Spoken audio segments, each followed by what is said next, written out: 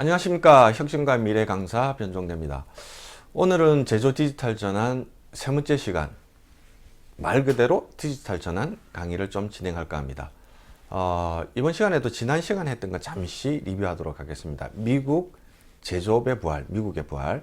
부활하게 된 배경이 뭐였습니까? 고객 맞춤형 비즈니스와 그 다음에 메이드 인 USA라는 그 프리미엄, 그 다음에 고객 요구를 빠르게 반영하기 위해서, 그 다음에 고객 요구사항을 정확하게 전달하기 위해서 현지에 공장이 있어야 되는 게 유리하다, 이런 말씀을 드렸습니다. 그죠? 자, 오늘은 디지털 전환, 앞에서 공장이 변한다 그랬습니다. 그죠? 공장 운영이 ICT 기술과 공장 운영 기술, 자동화 기술이 접목이 되면서 스마트 팩토리로 바뀐다고 그랬습니다. 그래서 기존에 있는 3차 산업혁명 시대의 공장에서 디지털 공장으로 이렇게 바뀌는 거죠. 자, 그럼 디지털 전환은 뭐냐? 자, 공장이 과거의 공장에서 지금 스마트 공장으로 변합니다. 이 변하는 과정을 디지털 전환, 그 결과물이 뭡니까? 스마트 팩토리가 되는 거죠. 그죠? 자, 이렇게 공장이라든지 기업이 이렇게 변할 뿐만 아니라 제품이나 서비스가 변합니다. 자, 지금 여러분들이 뭘 보고 계십니까? 지금 화면에 전자책으로 되어 있는 PPT 화면을 보시죠. 그죠? 만약에 제가 이걸 오프라인에서 강의를 하게 되면은 교육생들은 저한테 뭘 받게 됩니까? 책자를 받게 되겠죠. 인쇄된 책자. 그래서 인쇄된 책자가 이북으로 바뀌는 거죠. 제품이 디지털 전환되는 모습입니다. 그래서 제품 서비스가 이렇게 디지털 전환이 되고요. 그 다음에 비즈니스가 디지털 전환이 됩니다. 자, 오프라인 비즈니스에서 온라인 비즈니스로 바뀌는 가장 대표적인 모델 중에 하나죠. 그죠? 네. 이렇게 제품이, 공장과 기업의 운영이, 비즈니스 모델이 디지털로 바뀌는 거죠. 자, 이 과정을 뭐라 그래요? 디지털 전환이라고 이야기를 합니다. 다시 한 번 더 설명을 드리면, 특정 제품을 예를 들자면, 제가 이제 중고등학교 다닐 때는 그 카세트 테이프라든지 LP로 음악을 들었습니다만은 중간에 CD를 거쳐서 지금은 뭡니까? 스트리밍으로 음악을 전부 다 듣고 있습니다. 그죠? 이걸 디지타이제이션이라고 이야기를 해요. 네, 제품이 이렇게 바뀌는 거죠. 그죠? 그 다음에 앞에서 말씀드렸던 공장의 운영이, 기업의 운영이 ERP라든지 MES와 같은 디지털 도구로 프로세스가 바뀌는 거죠. 이걸 디지털라이제이션이라고 합니다. 디지털라이제이션. 그리고 지금은 어떻습니까? 이 디지털 기술을 기반으로 해서 비즈니스 모델이 바뀌어 버립니다. 한 가지는 앞에서 했어요. 몇 가지 비즈니스 모델이 있는데 맞춤형 비즈니스, 그죠? 이 비즈니스 모델이 바뀌는 거죠. 이걸 디지털 트랜스포메이션이라고 합니다. 그래서 디지털 트랜스포메이션이라고 이야기를 하면 지금은요, 앞에서 이야기한 디지타이제이션, 디지털라이제이션, 디지털 트랜스포메이션, 이걸 다 합쳐서 디지털 트랜스포메이션이라고 이야기를 하게 되는 겁니다. 자, 이 디지털 트랜스포메이션이 왜 중요하냐면요, 여러분들 우리 일상생활을 한번 보십시오. 저만 하더라도 제가 음악을 되게 많이 듣거든요. 저 음악을 정말 좋아하는 사람이어가지고, 그래서 예전에는 제가 앞에서 말씀드렸던 LP라든지 카세트 테이프로 음악을 들었지만, 제가 대학교 다닐 때는 CD, 사회 나와서는 MP3, 지금은요 스트리밍으로 음악을 다 듣게 되는 거죠. 그 다음에 우리 남성분들 집에 가면 제일 먼저 하는 게 뭡니까? TV 리모컨 찾는 거죠. 그죠? 근데 우리 아들은 TV 리모컨 찾잖아요. 오면 뭐합니까? 지니야 TV 켜? 야씨, 아빠 보고 있는데. 이씨, 그러면서 자기 방에 들어서 뭐 봅니까? 그렇죠, 유튜브 봅니다. 그죠? 그 다음에 카메라, 요즘 씁니까? 핸드폰으로 전부 다 끝나죠. 그죠? 그리고 제가 출장 가게 되면 제가 타는 택시의 거의 70% 가까이가 뭡니까? 카카오 택시. 그 다음에 제가 평소에 구입하는 물품의 거의 70% 80%는 뭡니까? 쿠팡이라든지 네이버 쇼핑을 통해서 다 구매를 합니다. 자, 나머지도 전부 마찬가지고요. 어떻습니까? 제 삶이, 여러분 삶이 거의 디지털로 다 변해가고 있죠. 그죠? 근데 이 디지털이 되는 게 이 매개체가 뭐를 통해서? 스마트폰을 통해서. 그래서 어떤 사람들은 뭡니까? 지금 현생 인류를 포노 사피엔스라고까지 이야기를 합니다. 자, 이 디지털 혁신이 왜 중요하냐면 이 디지털화된 제품과 서비스는 연결하고 공유하고 복제하고 재생산하는데 한계 비용이 제로라는 이야기입니다. 거의 제로에 가깝다는 이야기죠. 한계 비용이라고 하면은 생산을 한 단위를 추가하는 데 들어가는 총 비용, 추가되는 총 비용을 한계 비용이라고 하거든요. 근데 이 디지털화된 제품들은 뭡니까? 이 한계 비용이 거의 제로에 가깝다는 이야기입니다. 그러니까 뭐 예를 들어서 예전에는 광고를 한다면 어땠습니까? TV 광고, 신문 광고, 잡지 광고 어마어마하게 돈이 많이 들었죠. 그죠? 한 나라 내에 있으면 만약에 다른 나라에서 또 광고를 한다면 또 그 나라에서 또 그만큼 돈을 지불해야 되는 거죠. 근데 지금은 어떻습니까? 내가 광고 컨텐츠만 잘 만들어서 틱톡이라든지 유튜브 이런 데 올려놓으면 전 세계 수십억 인구에게 그냥 오픈될 수 있지 않습니까? 네. 그러니까 뭡니까? 한계 비용이 제로. 그러니까 이 디지털 혁신이 가면 갈수록 중요해진다는 이야기입니다. 나중에 또 실제 사례를 들어서 이내 이야기를 조금 더 하도록 하겠습니다.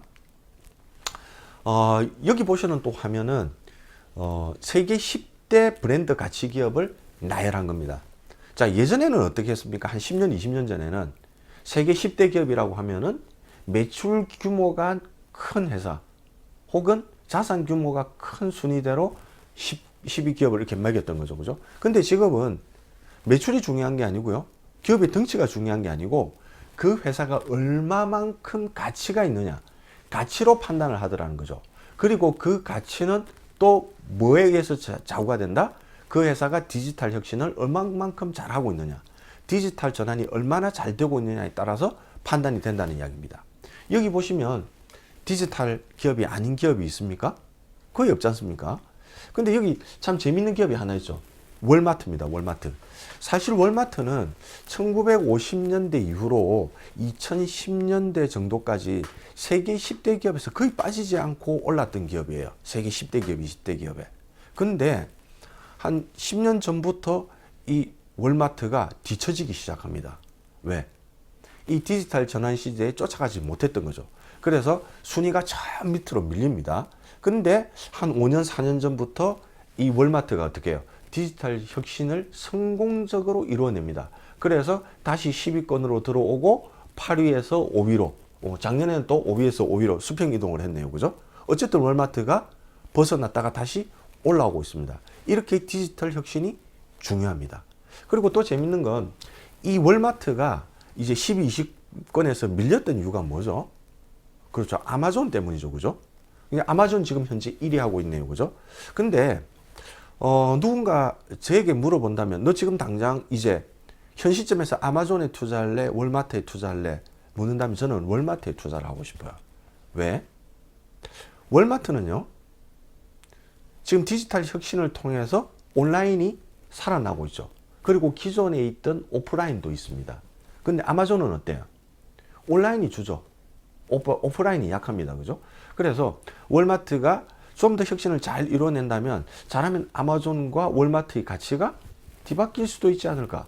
저는 감히 그렇게까지 예측을 한번 해봅니다. 어쨌든 여기서 주제는 뭡니까? 디지털 혁신, 디지털 트랜스포메이션이 아주 중요하다. 그걸로 기업의 가치가 판단이 된다. 이야기를 하고 싶네요.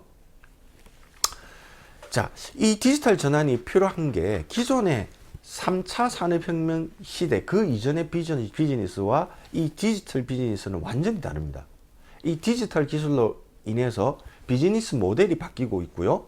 이 비즈니스 모델 부분은 이 네 가지 모델 부분은 아마 다음 시간이나 다음 시간에 제가 들어가게 될 겁니다. 그때로 조금 미루기로 하고요. 그 다음에 가치 창출. 예전에는 수직 계열화를 통해서 가치 창출을 했습니다. 현대자동차에서 지금 강판 포스코에서 사는 것보다 우리가 자체적으로 만들자. 그래서 현대에서 그 제철 회사를 인수하고 만들어 버렸죠. 그죠? 그 다음에 협력사들도 우리한테만 납품해. 과거에는 그랬잖아요. 그죠? 그래서 협력사와 계열사를 수직 계열화함으로 해서 가치를 만들어냈습니다. 근데 지금은 어때요? 지금 4차 산업혁명 시대는 수평적 협업을 통해서 얼라이언스를 통해서 생태계를 통해서 가치를 만들어냅니다. 지금 뭡니까? 4차 산업혁명 스마트 팩토리를 한 회사가 다 할 수 있는 회사는 거의 없다고 보시면 됩니다. 그래서 자동화 잘하는 회사, IT, MES, ERP 잘하는 회사, IoT 잘하는 회사, 이런 회사들이 연결이 되어서 스마트 팩토리를 만들고 디지털 전환을 만들어내는 거죠. 연합을 통해서, 연결을 통해서, 협업을 통해서요. 즉 이런 수평적 협업을 통해서 가치를 만들어냅니다. 그 다음에 R&D. 과거에는 어떻겠습니까? 자사내에서 독자 개발을 했죠. 그죠? 근데 지금은 뭡니까? 고객의 가치를 만들어내기 위해서 고객과 협업을 하기도 하고 협력사와 협업을 하기도 하고 심지어는 뭡니까? 경쟁사와 협업을 해서 가치를 만들어냅니다. R&D를 그렇게 한다는 이야기죠. 그죠? 그 다음에 제품과 서비스. 이 역시 뭡니까? 그 중요한 주제, 다음 시간에 이야기를 하게 될 거고요. 그 다음에 생산 운영 스마트 팩토리. 지금 이 강의 메인 주제 중에 하나죠. 그죠? 또 뒤에서 이야기를 할 거니까 그때 이야기를 하기로 하고요. 그 다음에 제 밑에 있는 경쟁 관계 한번 볼까요? 예전에는 산업 내 기업 간의 경쟁이었습니다. 그죠? 그래서 아디다스의 경쟁자는 나이키 이랬던 거죠. 근데 지금은 어때요? 산업 내 경쟁이 아니고 산업 간 경쟁이 벌어지고 있습니다. 어느 날 아디다스가 눈을 떠보니까 정말 무서운 경쟁자가 나이키가 아니고 닌텐도더라는 거죠. 왜 닌텐도가 경쟁자입니까? 애들이 닌텐도 게임을 하느라 집에 처박혀서 밖에 나가서 놀지를 않아요. 그러니까 운동을 안 하고 놀지를 하니까 신발이 떨어지지 않고 옷이 떨어지지 않는 거죠. 그러니까 매출이 급감합니다. 그죠? 자, 그러니까 재밌는 이야기 조금 더. 이 나이키라든지 아디다스 이쪽 스포츠 의류 이쪽 측에서 이제 닌텐도로 공격하는 겁니다. 그죠?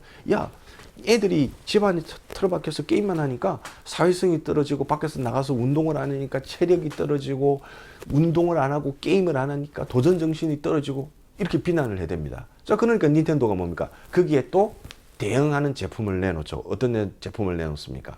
그렇죠. 닌텐도 위를 내놓죠. 그죠? 닌텐도 위를 통해서 애들이 같이 어울려서 게임을 하고 그 다음에 운동도 같이 하고 그죠? 자, 어때요? 경쟁이 산업 내에서만 벌어지는 게 아니고 산업 간에도 이렇게 경쟁이 벌어지고 있습니다. 그리고 이러한 경쟁을 통해서 예전에는 뭡니까? 기업의 규모를 키웠죠. 자산을 키웠죠. 그리고 시장 점유율을 키웠습니다. 그죠? 근데 지금은 이런 게 중요한 게 아닙니다. 그죠? 지금은 뭡니까? 이 경쟁이 뭐에 의한 경쟁입니까?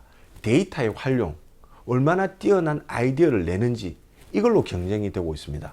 그리고 시장 점유율이 아니고 고객의 삶에, 고객의 라이프에 우리 제품이 얼마만큼 많은 시간을 차지하고 있느냐, 우리 서비스가 얼마만큼 많은 시간을 차지하고 있느냐, 그게 중요한 시대라는 이야기죠. 다시 말해서 여러분이 삼성 스마트폰을 혹은 아이폰을 하루에 몇 시간을 씁니까?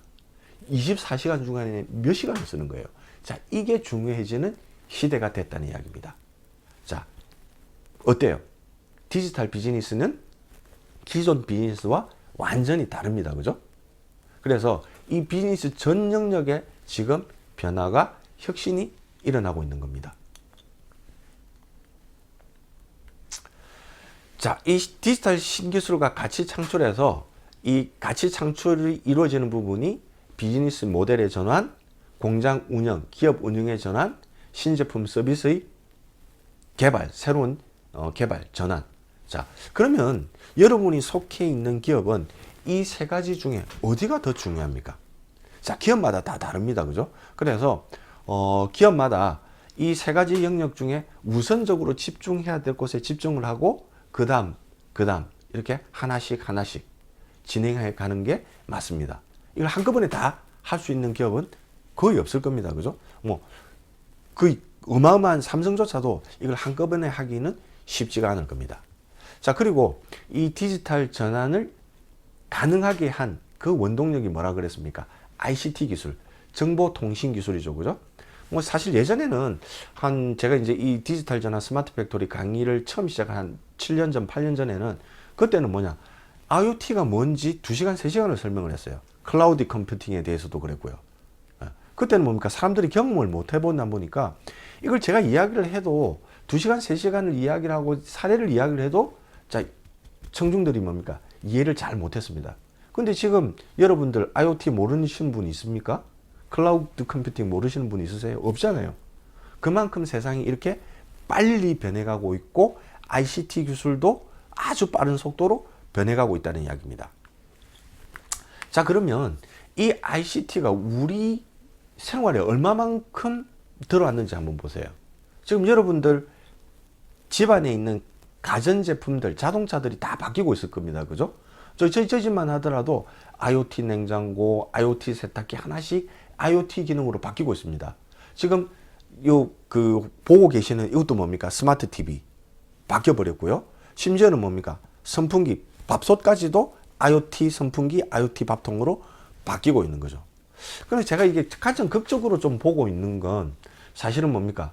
한 5년, 6년 전에 그 일본에서 만들었던 페퍼, 그 다음 미국에서 만들었던 지보, 그 다음 올해 그 삼성과 LG에서 발표됐던 이 볼리라든지 혹은 LG의 스마트홈 AI 에이전트, 가정용 로봇이죠. 그죠? 이 가정용 로봇가 아주 혁신적으로 저한테는 와닿더라고요. 사실 여러분 가정에도 다 한 대씩 다 있죠? 없습니까? 다 있을 텐데. 저희 집에도 있습니다. 그죠? 실체가 없는. 지금 현재 보이는 것들은 뭡니까? 하드웨어로 눈에 보이는 거지만 지금 여러분 집에는, 가정에는 눈에 보이지 않는 인공지능 무언가가 사실은 있습니다. 저희 집에도 있거든요. 지니 말입니다. 지니. 그죠? 실체가 없는 거. 뭐 예를 들자면 우리 그 영화 있지 않습니까? 그죠? 어벤져스에 나오는 자비스. 자비스 같은 경우에 자, 눈에 보이는 하드웨어는 없지만 주인공이 자비스 뭐 해달라면 그 다 수행을 하고 있지 않습니까? 그죠? 자, 그런 식으로 우리 가정이 변해 가겠죠. 자, 여기 있는 동영상들 지금 그 유튜브 주소까지 제가 다 적어 놨고요. 유튜브에 예를 들자면 감정인식 로봇 페퍼 이렇게 치시면 동영상이 나오거든요. 집에서 가족들하고 다 한번 보세요. 저희들도 우리 가족들이랑 다 한번 봤거든요. 그래서 앞으로 우리 가정은 어떻게 변해갈지, 미래는 어떻게 변해갈지를 아마 감을 잡으실 수가 있을 겁니다. 잠시 한번 보고 이 강의로 돌아오시죠. 자, 다 한번 보셨습니까? 제가 아주 재밌게 본 게 페퍼거든요. 사실은요. 좀 일찍 나왔죠. 이 페퍼는 특징이 뭡니까? 감정을 인식을 합니다. 그죠? 그래서 주인이 기쁜지 슬픈지 거기에 따라서 반응을 하는 거죠. 자, 예를 들어서 우리 집에 뭐 지보가 됐든 페퍼가 됐든 로봇가 있다고 가정을 합시다. 그러면 제가 멀리서 강의를 끝내고 집으로 돌아오는 거예요. 자, 집으로 돌아오게 되면 도착하기 한 15분, 20분 전쯤이 되면 제 차 위치를 파악을 해서 겨울이 되면 보일러를 켤 거고요. 여름이면 에어컨을 틀 거예요. 그리고 제가 다 상상입니다. 제가 이제 저희 집 앞에 오게 되면 제 차 번호를 인식해서 주차장 문을 열어줄 것이고, 주차를 하고 현관으로 오게 되면 제 얼굴을 인식을 해서 현관문을 자동으로 열어줄 겁니다. 주인님 어서 오십시오 하고요. 그리고 제가 현관문을 물고 중문을 딱 접어들게 되면은 이 페퍼가 뭡니까? 제가 그저께 주문한 상품을 쿠팡으로부터 자기가 받아 놨을 테고, 중문을 딱 열고 들어가게 되면 음악을 켤 거예요. 왜? 제가 집에 들어와서 제일 먼저 하는 일이 음악을 트는 일이거든요. 그러면은 제 얼굴 표정이나 목소리를 듣고, 아, 우리 주인님이 오늘 강의 때문에 많이 피곤하시구나. 그러면은 스트레스를 해소하는 좀 편안한 음악을 틀어야지 하고 음악을 틀 겁니다. 그리고 우리 둘째가 학교를 마치고 오게 되면은 우리 그 둘째의 영어 교사가 돼서 영어를 가르칠 거고요. 저녁 무렵이 되면 얘가 또 이야기를 할 거예요. 주인님, 아까 우리 옆집에 사는 대보 형님한테서 전화가 왔더랬습니다. 저녁 식사 같이 하자고. 아, 그래? 그럼 대보 형님 좋아하시는 자연산 회한사라고 소주 한 병 시켜. 그러면은 우리 집과 연결되어 있는 횟집에서, 저희 단골집에서 회를 시켜서 회를 먹게 될 거고요. 그 다음에 잠자리에 들게 되면은, 잠자리 들기 전에는 제 스케줄을 쫙 읽어서, 그 다음날 제 스케줄을 읽어서, 그 다음날 혹시 부산에 강의가 있다 그러면은 새벽 4시 정도에 아마 저를 깨울 거예요. 그 스케줄을 읽어서. 자, 사실 제가 뭡니까? 그 알람 매일매일 세팅하는 것도 사실 스트레스거든요. 깜빡 잊고 잘못하면, 안 하면 큰일 나죠. 그죠? 근데 이 인공지능 로봇가 다 해결을 해줄 겁니다. 자, 어때요? 제가 초등학교 다닐 때 봤던 잡지책, 만화책, 뭐 소년중앙 이런 책에서 봤던 집집마다 가정용 집사 로봇가 있는 시대, 그 시대가 지금 왔네요. 예전에는 뭡니까? 이게 상상이었죠. 야, 과연 이런 시대가 올까 했는데 지금 그 시대가 와버린 겁니다. 자, 지금은요, 사실 이 4차 산업혁명 시대의 아주 초기입니다. 이 4차 산업혁명은 기술이 지금 계속 개발이 되고 있습니다. 그래서 4차 산업혁명이 완성되는 건 앞으로 한 20년, 30년 후가 될 가능성이 높다라고 이야기를 해요. 자, 그러면 지금 이 4차 산업혁명이 끝날 시점에 우리 세상은 어떻게 바뀌어 있을까요? 자, 이 미래를 예측한다는 게 참 쉽지가 않은데, 흔히 그런 이야기가 있지 않습니까? 과거를 돌이켜보면 현재와 미래를 어느 정도 예측할 수 있다. 자, 그러면 이때까지 있었던 산업혁명 중에 가장 극적인 산업혁명이 언제라 그랬죠? 그렇죠. 2차 산업혁명입니다. 그죠? 그래서 어떤 학자들은 2차 산업혁명이 진짜 산업혁명이고 지금 4차 산업혁명이 2차 산업혁명이다 라고까지 이야기하는 사람이 있습니다.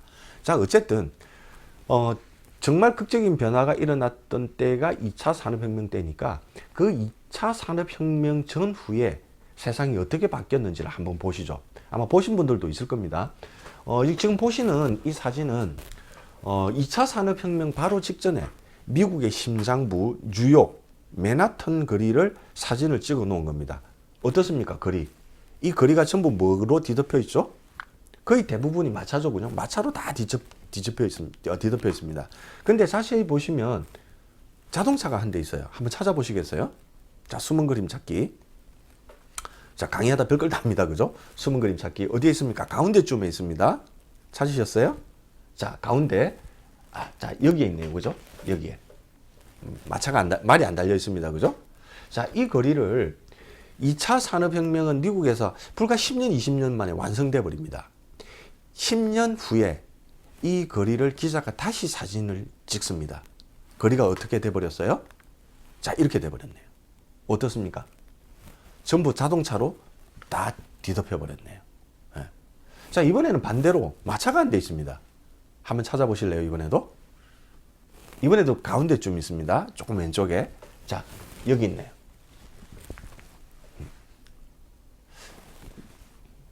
자, 지금은 어떻습니까?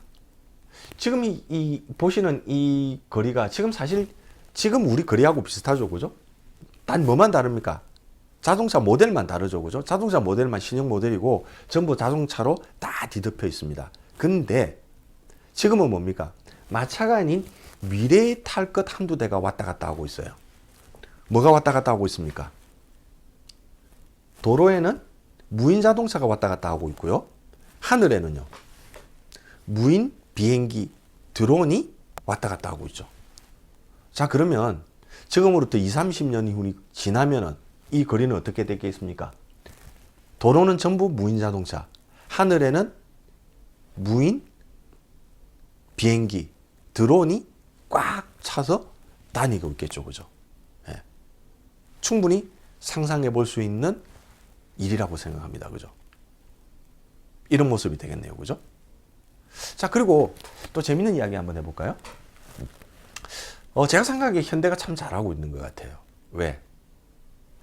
보시다시피 자동차가 이 도로를 다 뒤덮고 위에는 뭐가 앞으로 뒤덮게 될 겁니까? 드론. 그죠? 무인 항공기. 자, 어때요? 우리 현대 기아에서 무인 비행기 개발하고 있습니까? 아닙니까? 드론, 비행기 개발하고 있죠. 그죠? 당연히 개발하고 있죠. 그리고 또 재밌는 건, 자, 차로 사람을 옮기고, 그 다음에 물건을 옮깁니다. 하늘로 물건을 옮기고, 짐을 옮깁니다. 그죠? 근데, 목적지에 도착해서, 사람은 걸어 들어가지만, 물건은 걸어서 들어갈 수가 없잖아요. 그러면, 무언가가 이 짐을 옮겨야 되겠네요. 그죠? 그럼 뭐가 필요하다는 이야기입니까? 그렇죠. 로봇가 필요하겠네요. 자, 그러면 또 현대기아는 이 로봇을 개발하고 있습니까? 그렇죠. 보스턴 다이내믹스를 인수해서 이 로봇 개발에 또 박차를 가하고 있죠. 야, 이 현대의 미래가 보이네요. 현대는 뭡니까? 앞으로 옮기는 건 다 하겠다는 속셈인 것 같아요. 그죠? 자동차로 옮기고, 위에 드론, 비행기로 옮기고, 그 다음에 로봇으로 옮기고. 자, 그 시점이 되면은 현대자동차, 기아자동차, 기아는 벌써 바뀌었죠. 현대자동차 이름이 바뀔 것 같지 않습니까? 제 생각엔 바뀔 것 같아요. 애플이 이름이 바뀌었잖아요. 애플 옛날 이름이 뭡니까? 애플 컴퓨터였죠. 근데 애플은 더 이상 컴퓨터 만드는 회사가 아닙니다. 그죠? 컴퓨터 만들고 핸드폰 만들고 소프트웨어, 서비스, 디지털 서비스를 제공하는 회사. 더 이상 컴퓨터만 만드는 회사가 아닙니다. 그래서 애플 컴퓨터에서 뭐로 바뀌었습니까? 애플로 바뀌었죠. 제가 감히 예측하는데 현대자동차도 이름이 바뀔 것 같아요. 뭐로요? 그냥 현대 혹은 다른 이름으로요. 자, 이렇게 디지털 전환, 산업 디지털 전환 강의 마무리하도록 하겠습니다.